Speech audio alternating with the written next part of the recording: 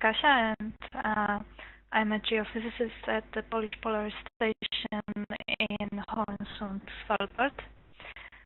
And today I'd like to talk to you about polar night and midnight sun.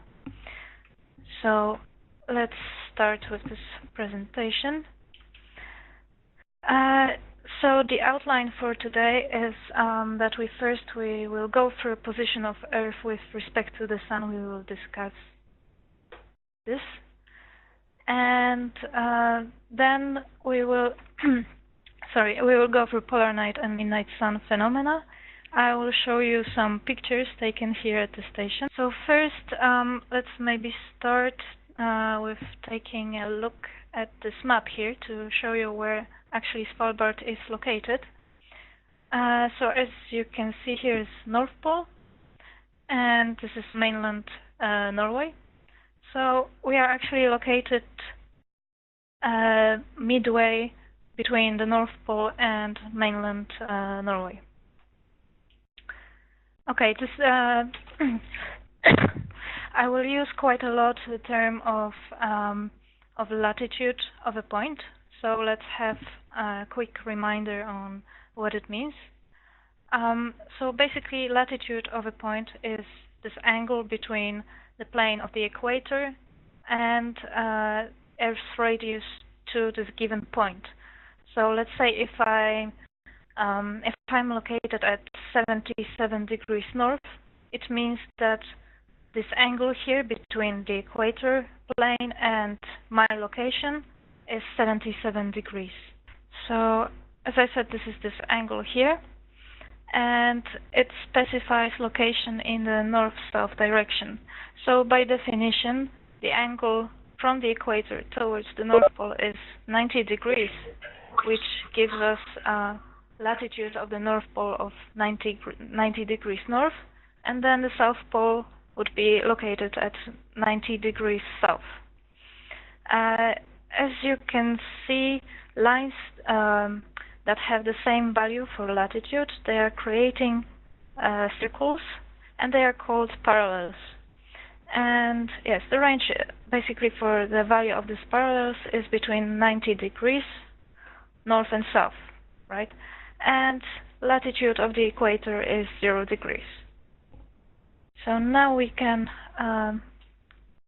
go to one application online, because now we will talk about motion of Earth with respect to the Sun.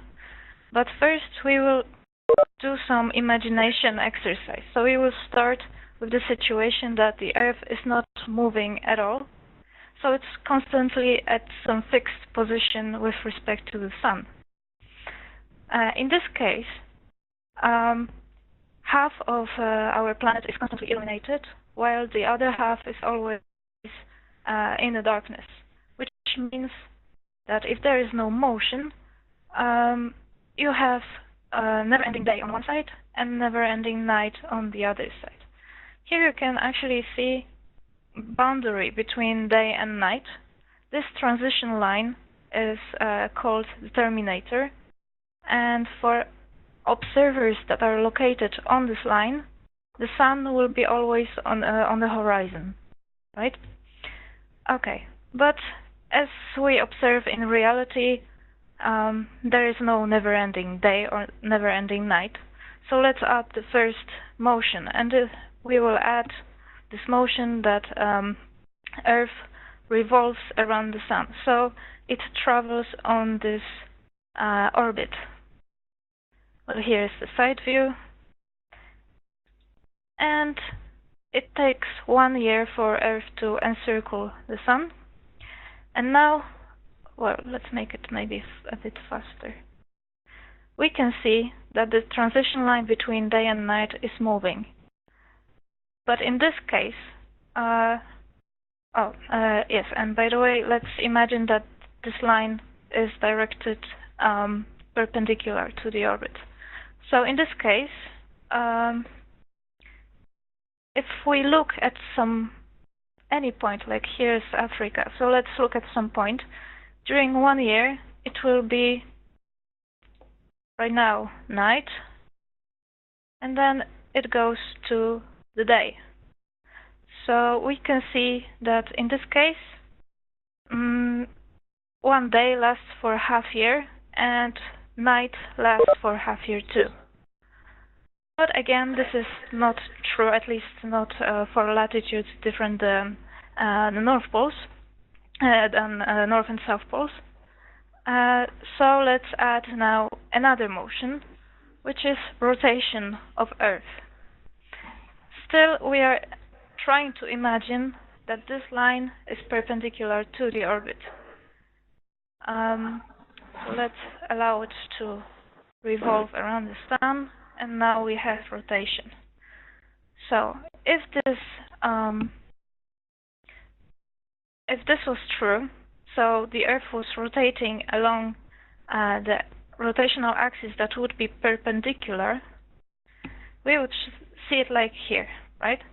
So because we know that it takes 24 hours for our planet to rotate around its own axis, then the length of day and night would be equal everywhere on Earth, and day would last 12 hours and night would also last for 12 hours. Again, this is not what we observe in reality, except a few days in a year. So let's now add another parameter. So now in reality we have Earth rotational axis that is tilted. So it's actually not pointing up and down with respect to the orbit. It has some angle here. And how this affects length of day and night here.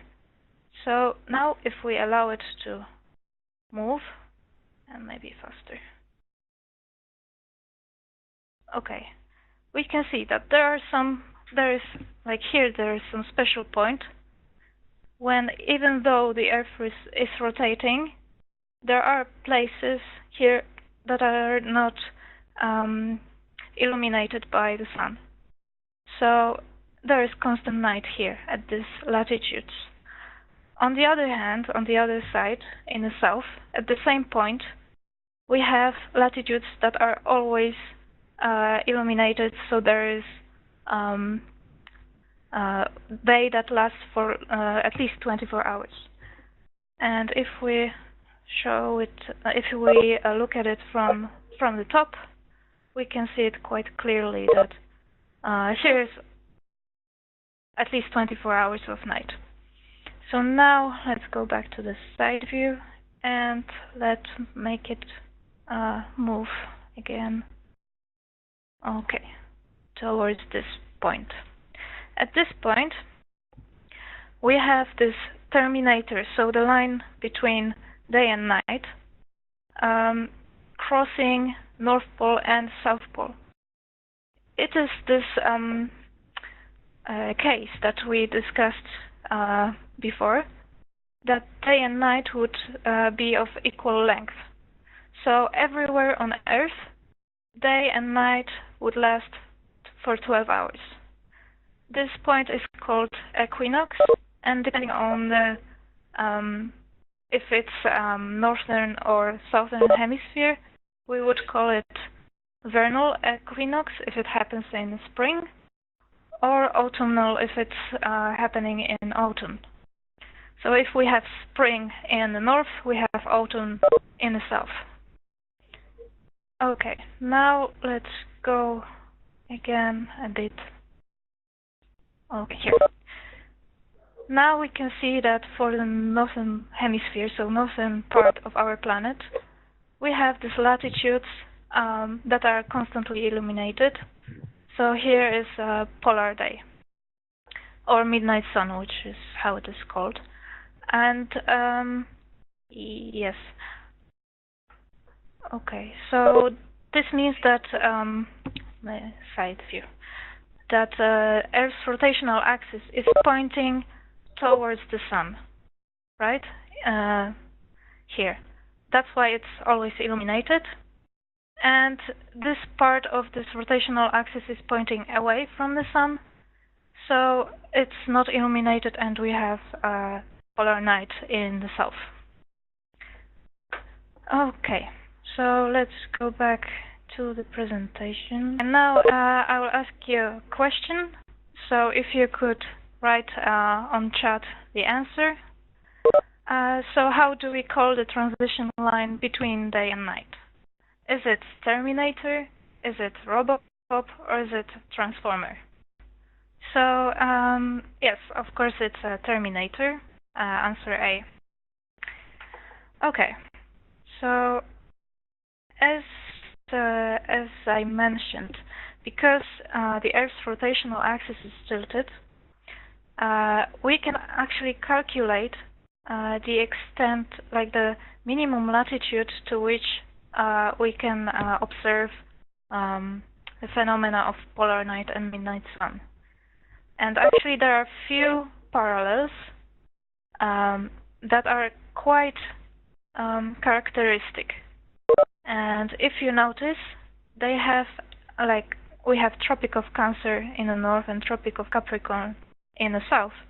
They have latitude of that is equal to Earth's tilt, which is now determined to be 23 degrees, 23.44 degrees. So we have it here to the north and to the south. And then we have Arctic Circle located at 66 point, well, here's 5, but basically it should be 56, right? And we calculated it by subtracting this Earth's rotational angle from the latitude of the North Pole. And the same is for the south, and then we have Antarctic Circle at the latitude of 66.56 south. And yes, so because we are living on Earth, it is more convenient for us to think about not how the Earth is moving around the Sun, but we are trying to imagine that the Earth is not moving, and then the Sun appears to move above our horizon, right? So if we draw a line of the Sun's path around orbit, and then we would have it during 1 year, right? It goes through this orbit. Of course, it's apparent movement. Let's not forget about it. It's not the Sun moving around the Earth, but it appears to move like this. So then we can see that here at this point, it will illuminate this part of our planet, and then we will have midnight sun for latitudes above the Arctic Circle, and polar night for the latitudes below Antarctic Circle. In this case, here at this point, it will be this case that we already discussed, that the sun rays would hit the Earth perpendicular at the equator. So then the length of day and night would be equal and would be 12 hours. So at this point, on these dates of vernal equinox, so for Northern Hemisphere it's March, and in autumnal, so it's in September, people living at the equator would see the sun directly overhead, right? Here is this case of polar night in Northern Hemisphere. We can see how Earth is illuminated. It corresponds to this position of the sun in this imaginary path. And then the sun would hit, that would be the sun's light, and it would hit the Earth perpendicular at the latitude of the Tropic of Capricorn, so in the southern part, right? So what it means is that on the date of we call it winter solstice in Northern Hemisphere. People living at the Tropic of Capricorn, so in this latitude of 23.5 degrees south, they would see the sun directly overhead. Why these parallels are important is because they are determining some main geographical zones, right? And for each of this zone, we have here one zone, then here two zones of mid-latitudes, and here between tropics is the third one. So we have different ways of seeing the sun. So let's say, like for the latitudes between those two tropics, we would see the sun directly overhead twice a year. Exactly on the Tropic of Cancer and Tropic of Capricorn, we would see it directly overhead once a year. For latitudes higher than Tropic of Cancer and below Tropic of Capricorn, we would never see it directly overhead. And of course, Arctic and Antarctic Circle, they determine where do we see polar night and midnight sun. So now let's go here. Here you can see a satellite image of the Earth on different days. There's 4 different characteristic days. So you can see that in December, it's winter solstice in the Northern Hemisphere and summer solstice for Southern Hemisphere. Reverse is true for June, when we have a polar night for the south and midnight sun in the north. And we have 2 equinoxes, when the length of day is everywhere the same on Earth. For North Pole and South Pole actually on equinoxes, because they will be located on the terminator line. If we were standing on the North or South Pole, we would see the sun on the horizon line. Okay, now question 2 is twice a year during the equinoxes, length of day and night is everywhere equal. Where would we see the sun if we were standing at the equator? A, on the horizon, B, at 23.44 degrees above the horizon line, or C, directly overhead? The answer to this question is that during equinoxes at the equator, we would see the sun directly overhead. And why? Let's go back to this satellite image. Here you can see that sun rays are hitting Earth in this direction, which means that the sun is somewhere here. So if we are standing here at the equator and we look up, then we would see the sun exactly overhead.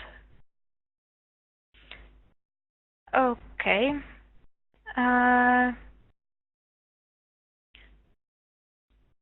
But let's go to this topic of polar night, because this is what this lesson should be exactly about. So, as we said, for the latitudes, well, we will talk now about Northern Hemisphere only. So, for the latitudes that are higher than the Arctic Circle, we can see that there are days without the sun or days with the sun always, right?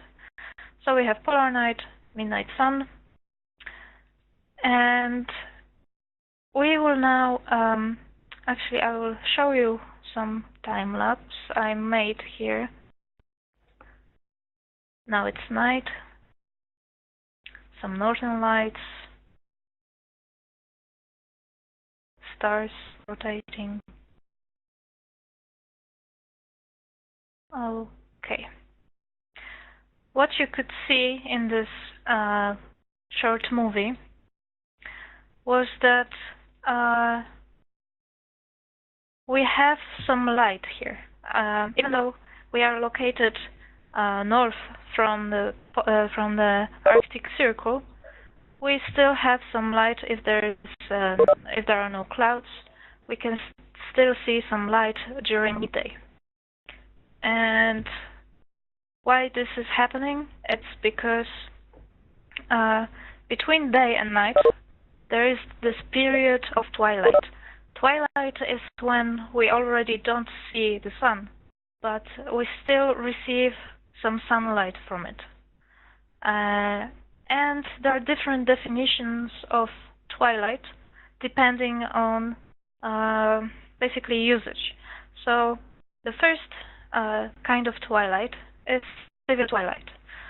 So definition of it is that if you are just outside and you don't see the sun, but there is still enough light to have some normal activity outside without artificial light, then it's a civil twilight. For civil twilight to occur, the center of the sun has to be up to 6 degrees below the horizon. If it goes farther below the horizon, civil night starts, right? If this night is longer than 24 hours, we call it polar night. Then we have nautical twilight. Nautical twilight occurs, well, it's defined when, well, it was used mostly by sailors, so it's defined that it's enough sunlight to have to see horizon line, but we already see some stars on the sky, and this was important for sailors because they were using it for navigation. And this twilight occurs when the sun is below 6 degrees and above 12 degrees. So after nautical twilight starts nautical night. Another twilight is astronomical one, and of course for astronomers the most important thing is to see the stars with the naked eye. And if you still have some sunlight, you don't see the sun, but you already see all the stars that can be visible with the naked eye, then it's astronomical twilight, and it occurs when the center of the sun is between 12 and 18 degrees below the horizon. So as you can see, when we have nautical twilight, it's already night for civil twilight, after civil twilight. The same is with astronomical twilight. If we are using nautical twilight, then it's already nautical night when it's astronomical twilight. So depending on what kind of twilight we see, we have different length of night. And yes, so here in this picture, it was taken 2 weeks ago. It's around noon and the camera is pointing towards south. We can see enough light to we have enough light to distinguish objects here, and you can actually see it in this picture too. It's the same time, it's just now we are looking at northeast, and we can easily distinguish mountains. Here is glacier, and here is water from the fjord. And yes, so we don't need to really use artificial light to be able to distinguish this object. So as you remember, if we are able to distinguish this object, it's a civil civil polar night if it's what we experience is civil polar night. And actually we can calculate quite easily at what latitudes we will see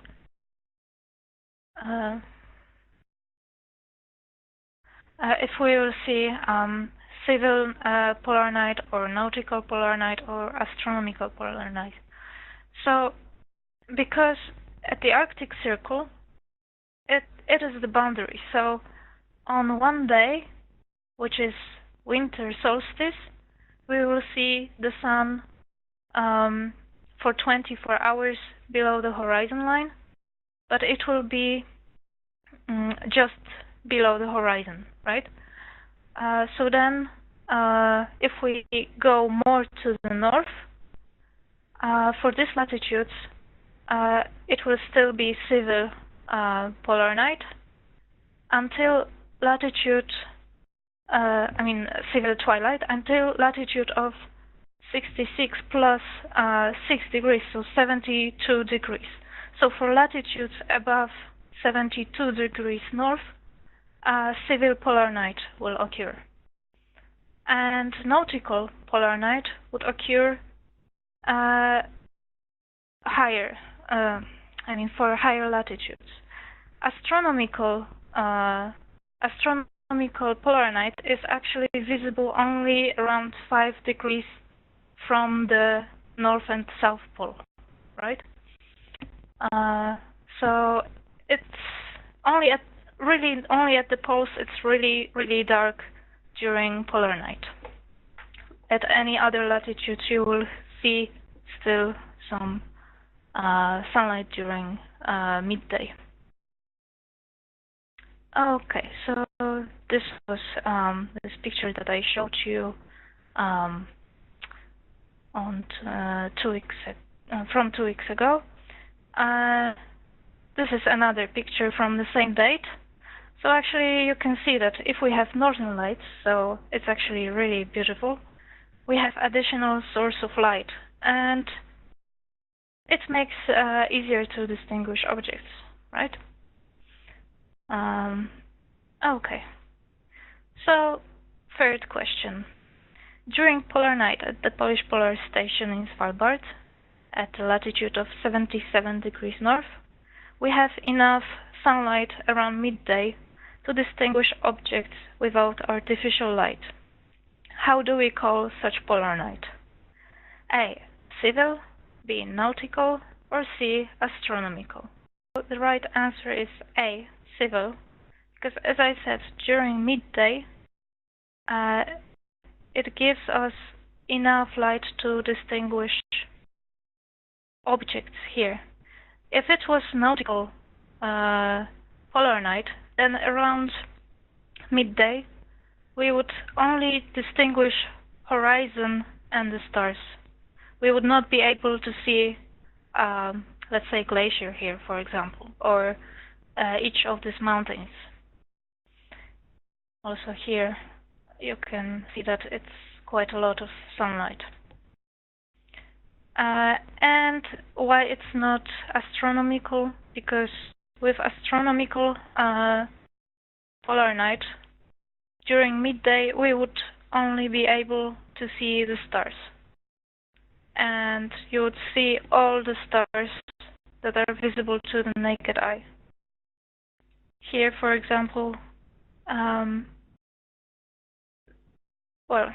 you can see some, of course, but it's not all of them that we are able to distinguish. Okay, so polar night is quite exciting because of mostly northern lights that we can observe, because it's dark enough to see them. During summer, when it's always bright outside, we don't really see the northern lights. Of course, they are still there, but we are not able to see it. And this is a picture from the summer. Well, as I said, it's not really exciting. It's just that sun never really sets, and it's bright and quite exhausting day, because normally we work much longer. Okay, here we can see a picture of reindeer. So this is one of reindeers that are sitting around the station.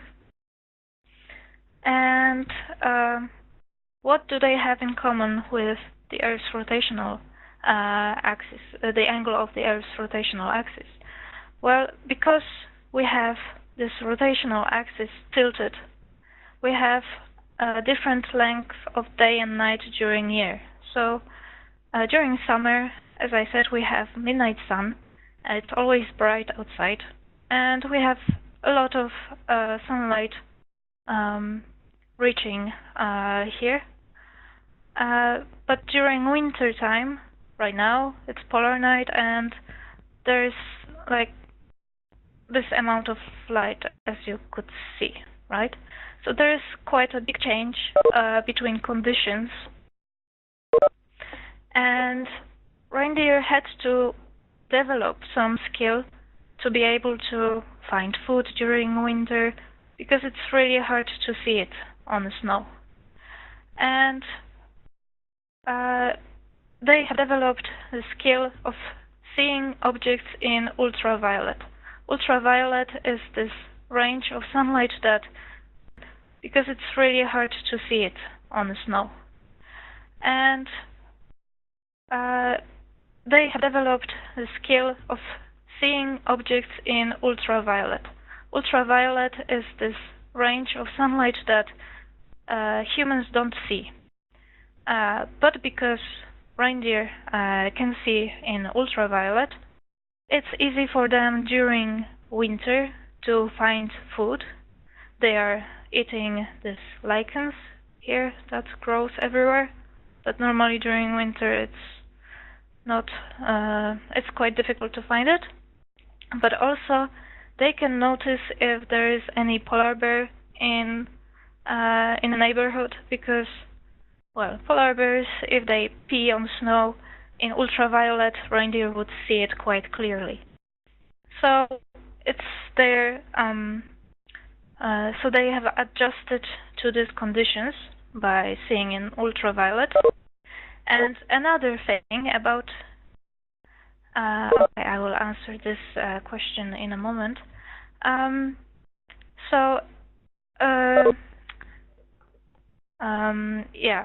Another thing that reindeer have funny about them is that they are changing their color of their eyes. So during summer, when there is a lot of light outside, they have golden eyes, while during winter time they switch colors of their eyes towards blue. So if you could see some picture of reindeer during winter, it would appear that their eyes are blue. Okay, so the question here I got is, how often does northern light appear? Well, right now it's quite often, because well, it's kind of a long answer, but sun has the activity of sun has 11 years cycle. So during this 11 years, we are going from the maximum of the sun's activity towards the minimum. During maximum activity of the sun, there is a lot of energy from the sun reaching the earth, and in this moment northern lights are created. So there is more northern lights during this maximum of the sun's activity than during minimum.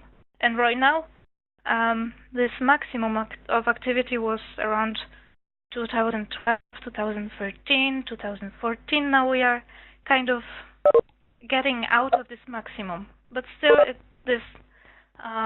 well, basically almost every day we can see more or less northern lights. Not always they are as strong as here in this picture. Mostly they are like, well, something like here. But yeah, they are quite often. Okay. I hope that was enough for the answer. If you have any answers, please ask. If you have any questions, please ask, and I will try to answer.